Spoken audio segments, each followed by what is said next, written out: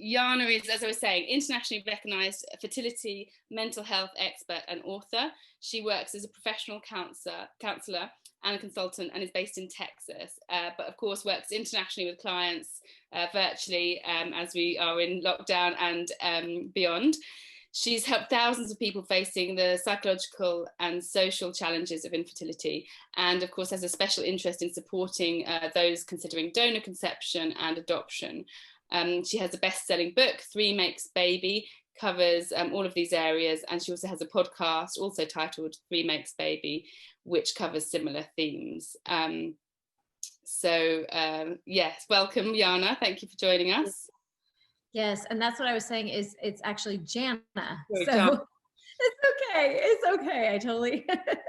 So yeah, I know, I'm so happy to be here, and I really appreciate the opportunity to speak to all of you tonight and really offer what I can and help out. So this topic is really important, and so many women are affected by miscarriage, women and men. So it's a really important thing to talk about.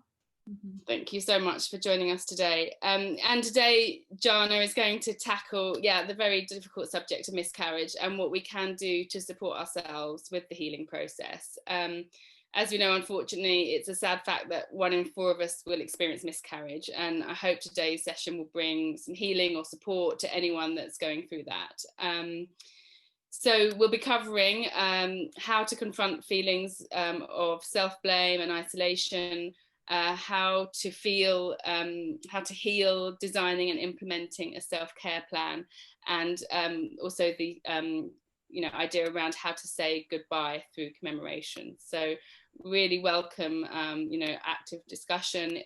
As I mentioned for any latecomers, this is being recorded. We will turn the video off for questions. There'll be plenty of time for questions. You can unmute and ask them yourselves, or you can type them in the chat box and I will put them to Jana for you.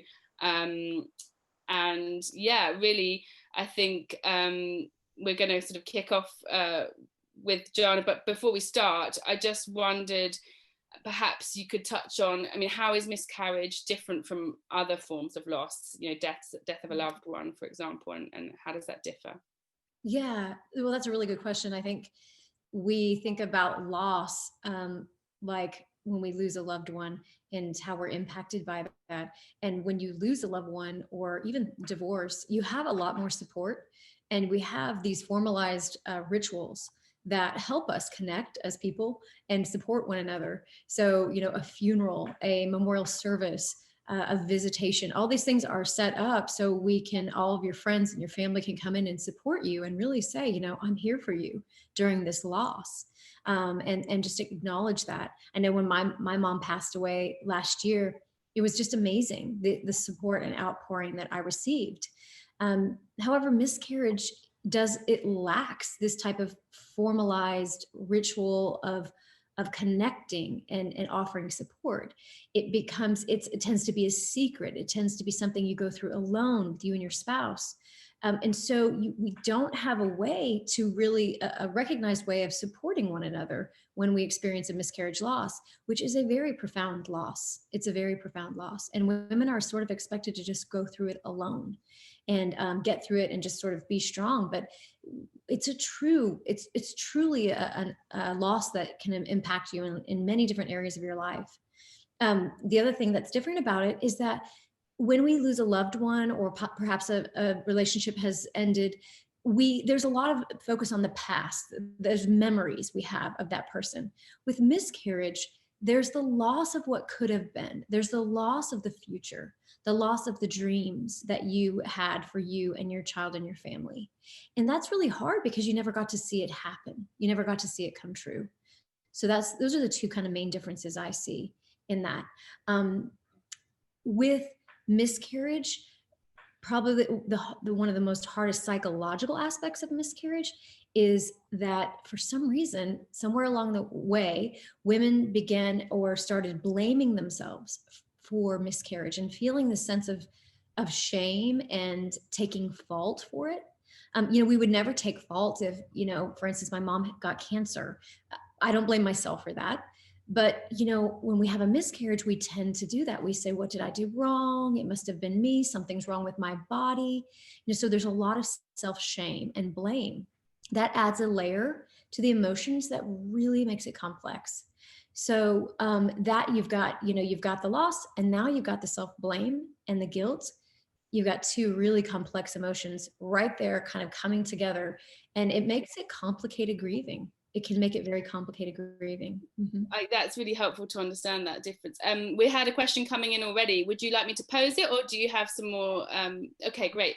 So someone is asking, do you have any specific advice for coping with pregnancy loss during the pandemic and lockdown, which must, add further difficulty? Yes, absolutely, I do. And that really leads me to kind of my next point, which is you really, for dealing with a loss, you have to feel it to heal it. And I know many of us don't want to. We want to run from our emotions. We want to sort of put it in a box, or let's just, well, we're strong, let's just move on. But grief needs to be felt. It does. And it's not fun. It's not pleasant. It's uncomfortable.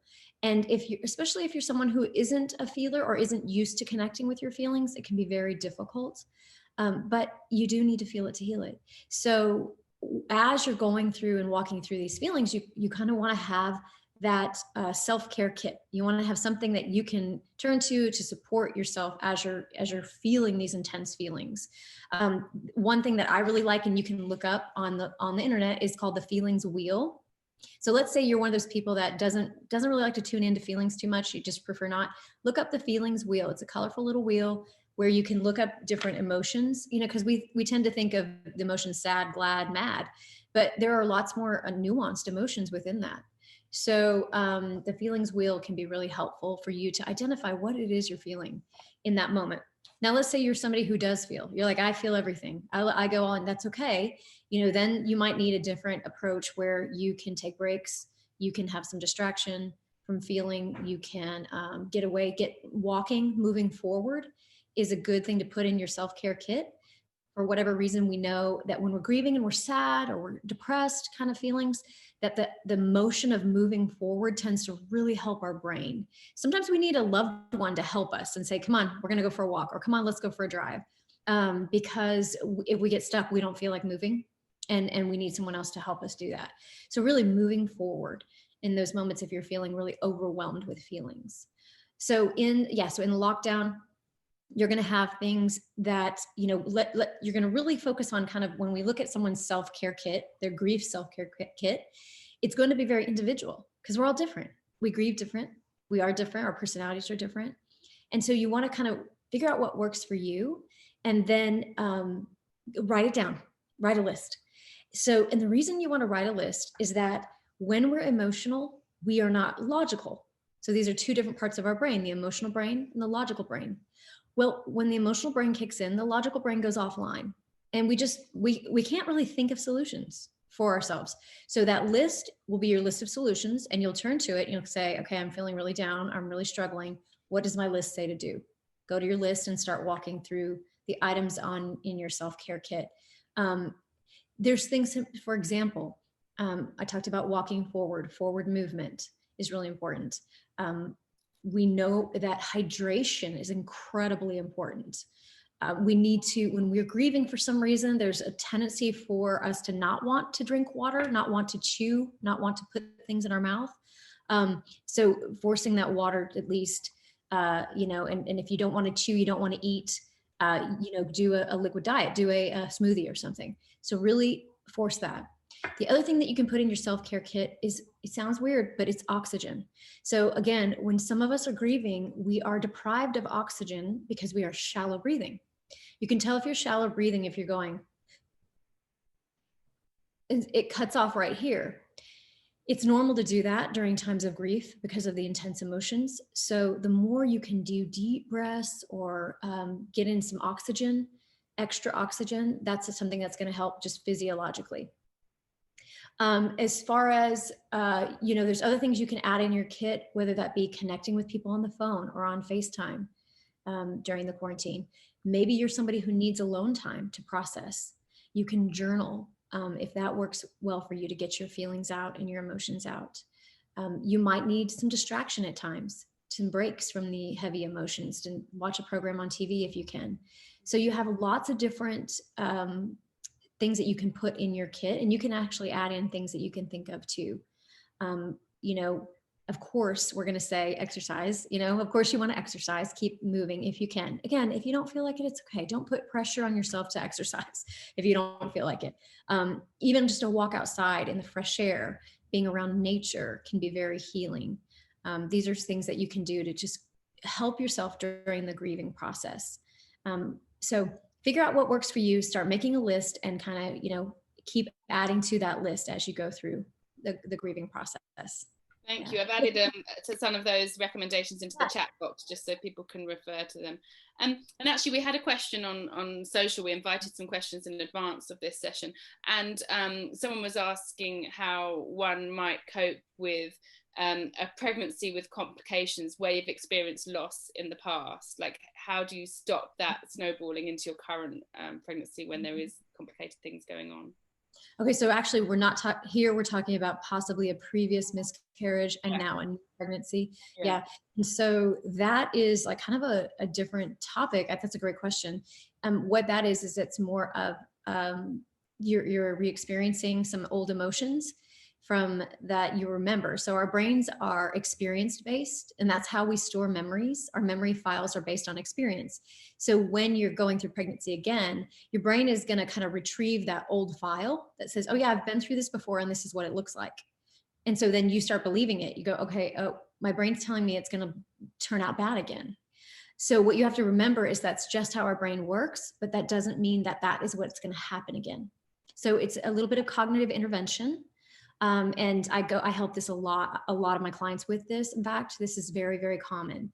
And so with some mindfulness and some cognitive intervention, so it's two, we've got to get into the body as well, because it is, you know, these can be traumatic losses that mean when we're getting into trauma, and that's a little bit more depth, but we have to, it's not just talking and it's not just thinking, we have to go deeper into our emotions. So if you find that you're like, why am I feeling this way? Even though my brain is telling me all the right things, don't be hard on yourself, because that's normal, because our trauma and our emotions are stored in our body more. So there's different techniques I can use to help people with that as that's coming up.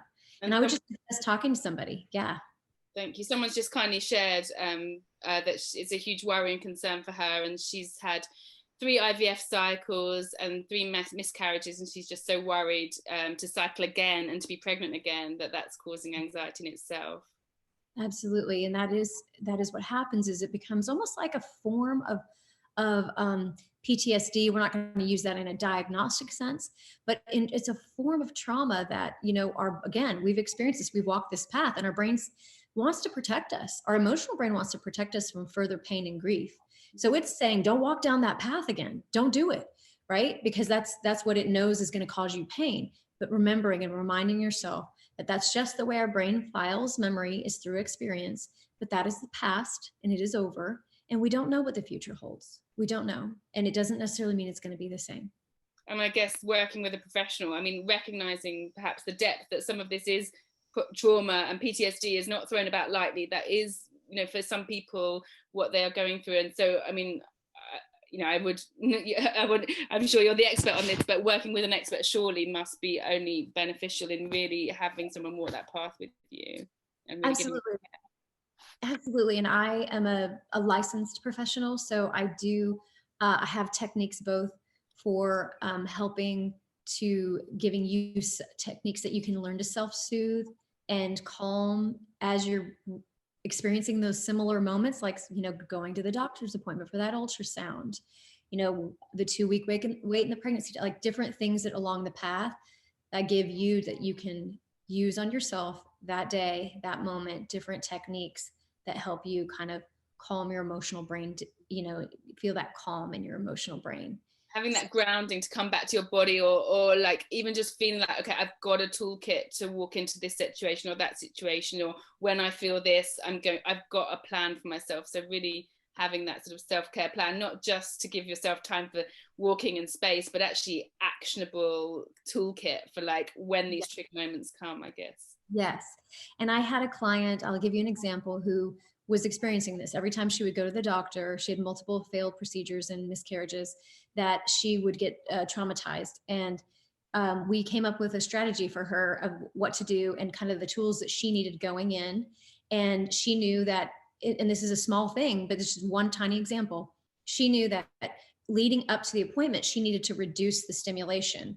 And so her husband drove her, so she didn't have to drive. She turned the music off in her car. She, laid back in the seat, and she entered the doctor's office in a much more calm state. And that simple, different little change in her practice, and there's reasons that this was triggering for her that I won't go into, changed the experience for her and made the doctor's appointments much easier moving forward. So it made her feel empowered too, that she could do something, to take care of herself. So would you say this is like, there's these 5 tools that will help for everyone, or is it more of an individualized kind of plan? Very individualized. Very individualized, because everyone is so unique and their approach and what they need is so different. So what I could, like I said, these broad things I gave you, you can try, but know that there's a million more that you can try.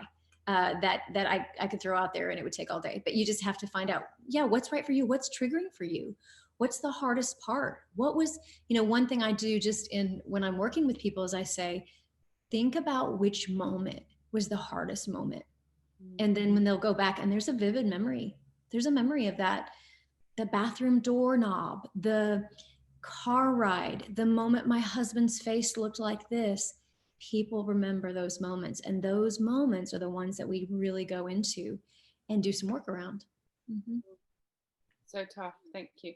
And is there, I think you were going to talk about saying goodbye. Were there particular ways to kind of commemorate, or what would you suggest around that?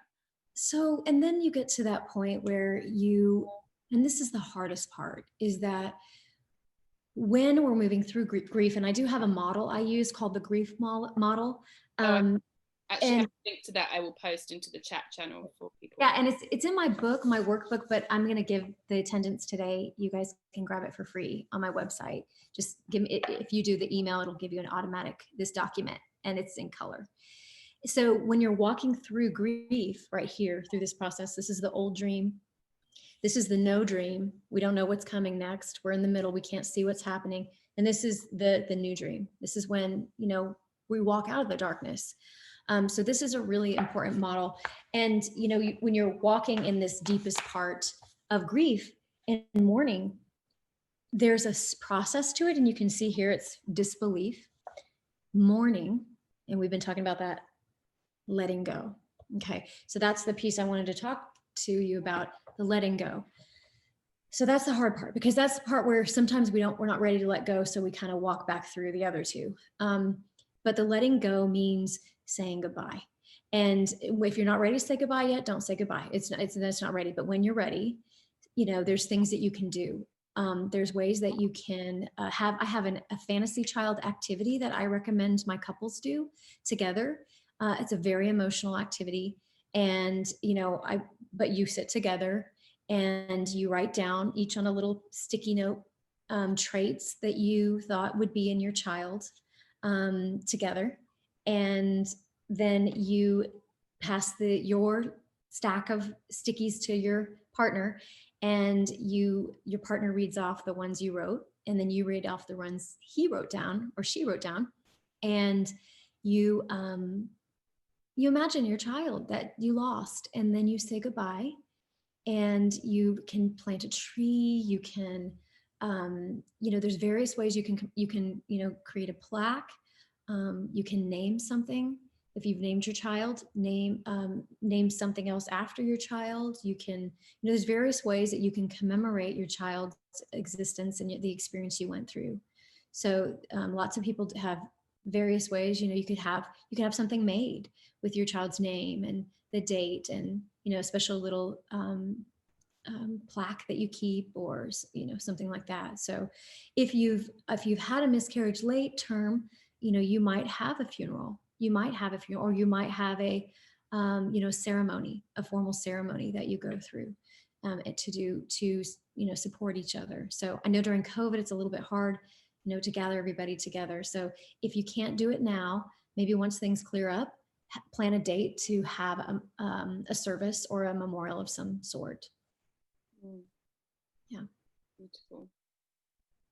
Yeah, everything's exacerbated during COVID, isn't it? And I know in the Jewish traditions they have a stone setting ceremony 1 year on, actually, in general, of people's death. And separately, my mother passed away recently, and we haven't been able to have that her headstone laid yet. So we're planning a 1 year on ceremony further down the line, which will be an opportunity for us to come together as a family, because yeah, it's so important, and I really do value the coming together.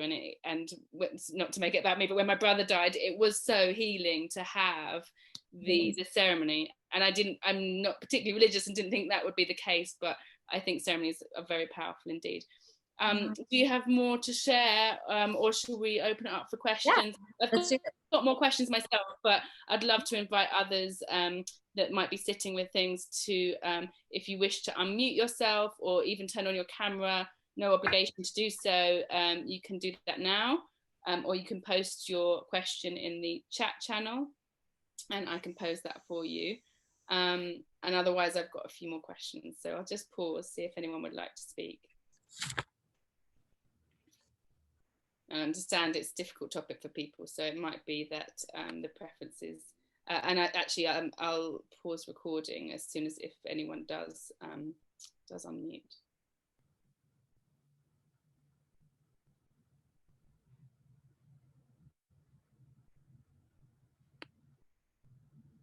Okay, well, we had a couple more questions, I think, come in via social media, so maybe I'll dip into those, if that's okay. Yeah. How can you ensure you are supporting your partner through the grieving process when you're finding it so tough yourself? How can you be there for each other and find that time for self-care, and what's the right balance? Okay, so how do you find time for your partner if when you're grieving yourself? It's a tough one. I think that one thing that's difficult, and I actually had a recent podcast episode about this, is that partners grieve differently. People are so unique, and grief is so unique. And sometimes that difference in grieving can cause tensions or frustrations between each other. So I think what really helps here is extra communication, and where you're saying, kind of stating what you need from each other, and telling them how you're processing grief and what you're needing and the ways you're needing to process grief in this moment. And it's going to change one day to day, possibly. So I think communication is really important. Don't assume that your partner's going to feel the way you do, or even feel the intense emotions that you do, or lack thereof. And just because he or she doesn't feel as much doesn't mean they don't care as much. So that's important to know too. I think that can get confusing at times when one partner seems to be more upset by it than the other.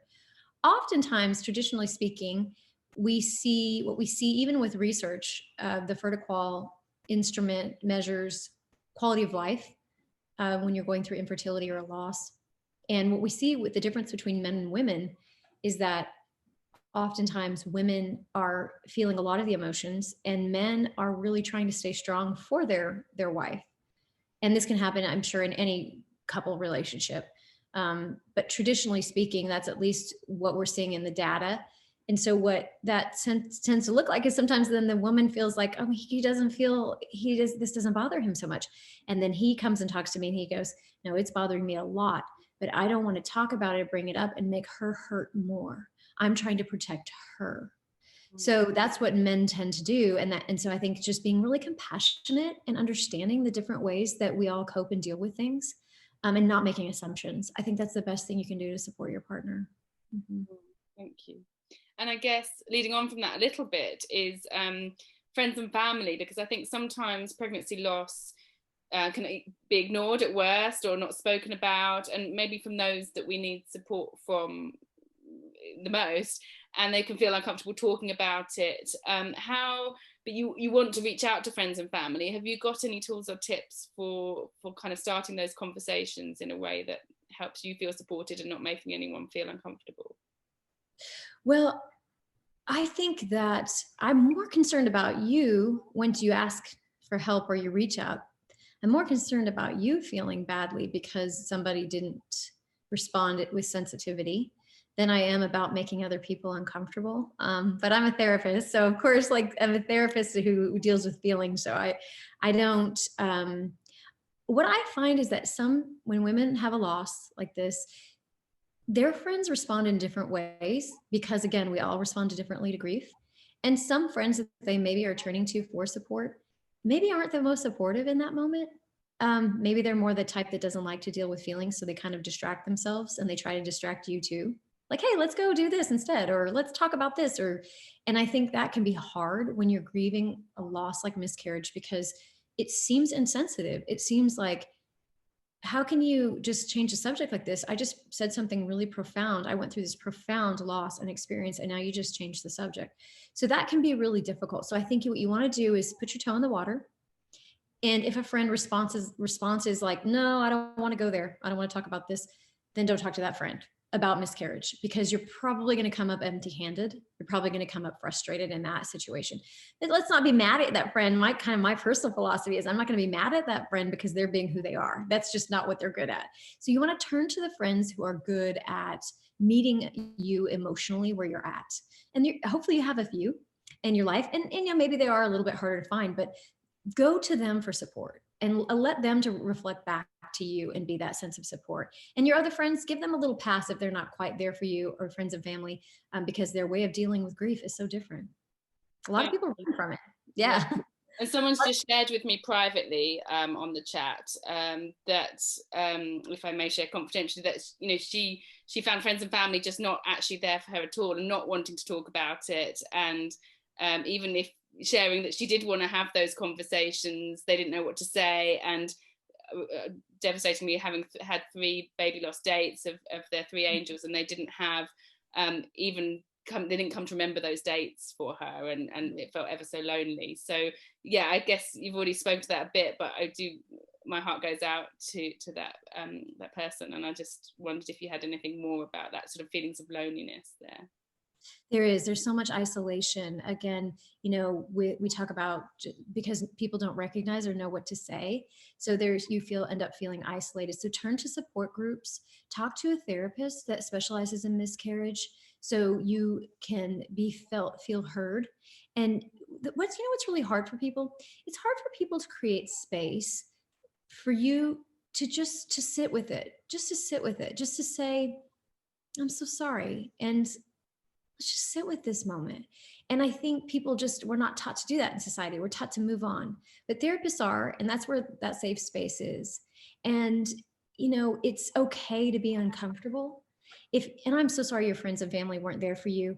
Again, yeah, if you don't have that network, find it, because there are people that will and can sit with you and honor this loss with you, and be reverent. And if, as far as farther down the line, once those dates are important to you, communicate that to them once you feel like you can. At first, when we're emotional, it hurts when you put that out there and you don't get the response you want.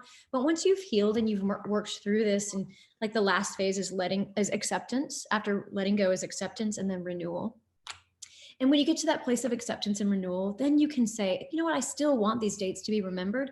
And you can start leading the cause and sort of making sure that people are remembering by sending emails and saying, hey, this was the day we're going to do our special ceremony, or this is the day we let, pink balloons go, or, whatever's environmentally safe there. I know balloons aren't good for the environment, but, things like that, you're going to throw off your biodegradable confetti that day. So yeah. I really like what you said about giving yourself the space to feel it as well, and sitting with it, because often with my grief I've found people trying to fix it, and it's like, I just want to feel sad, and that's okay for a little while, not forever, but to have the space to actually feel the emotions. That's what needs to happen. They need to come up. Easier said than done sometimes, but giving yourself the space and permission, I guess, would be really important. Yeah. And again, it's hardest when we really need them to be there and we don't have the strength to carry forward. That's the hardest time. So finding that support for yourself, that goes in your self-care kit, right? Is like that person, that therapist, that community, that online support group, whatever that might be, add that to your self-care kit and reach out to those people when you need them. Mm-hmm. Thank you for that, really helpful. One last question from me, and then we'll just check in with everyone else. But well-meaning people often say the wrong thing, and particularly if they maybe haven't experienced pregnancy loss themselves, phrases, well, at least it happened early, and awful things like that. How can you cope with those comments? And then are there any like specific tips for sort of second part B question, challenging situations like family get-togethers, baby showers, social events? Any like tips and tricks and coping strategies there? Absolutely. In fact, I wrote about these in my book, Three Makes Baby. It is more geared toward donor conception, because when you find that you've moved on to something with your fertility process that's different, maybe adoption or donor conception or embryo donation, that those questions and those statements continue. And so you want to get really skilled and good at responding to them. So I have two exercises. One is called Consider If, and that is the acronym IF. Is consider if means consider if you want to answer that question. And so there's, that's something that I recommend you check out. And but the I and the F is basically, what are the person's intentions that are asking you? What's their intention? Are they curious? Are they being rude? Are they innocent? Are they naive? Are they ignorant? So the intentions, if the intentions are pure, okay, good. If they're not, you don't need to answer the question. And then F is for feelings. So of the if. Feelings is what's coming up in you. Are you feeling vulnerable? Are you feeling upset? Are you feeling rattled? Not the good time to go into details about your private life. So that's kind of a little exercise you can use on the fly. And then what I do is I recommend, let's say you've decided it's confronting you, it's right in the face. You do have to answer this comment or this question. I use my 5 Ds, and it's dodge, distract, deflect, detour, and I always lose the 5th one. So, but they're in my book as well. And basically what that is I give you strategies of responding in the moment that will help you feel empowered. And so you can feel like, I don't have to answer this question. And these are the psychological techniques and psychological and social techniques that work. So dodge, avoid the question, distract, get somebody off, the question, deflect, ask the question back or put the attention back on them. Be direct. You just say, that's rude, or I'm not going to answer that question, or take a detour. So there's the 5. So detour would be leave the situation, get out of it. So there's various ways that you can feel empowered in these awkward moments where you're not put on the spot, you're not on the hot seat, you're not feeling vulnerable and overwhelmed by it. So, and it takes some practice to get good at it, but trust me, you can and you will. Yeah. Thank you. It sounds like your book's is full of useful tips, and I haven't read it, to be honest, but I'm going to put it on my list. So that sounds like a really good resource to anyone dealing with these challenges. And of course, reaching out to you direct. Jana, of course, is featured as a resident expert on our app, so you can make contact with her. If you want to private message me now, your email, particularly if you haven't registered for this event via the app, then we can follow up with some of these links and resources that Jana has referenced today. So please, before the call ends, do private message me your email if you wish to have that follow-up information. Otherwise, I'm going to end the recording and invite people to ask their own questions. So I'm going to end that now. Thank you very much.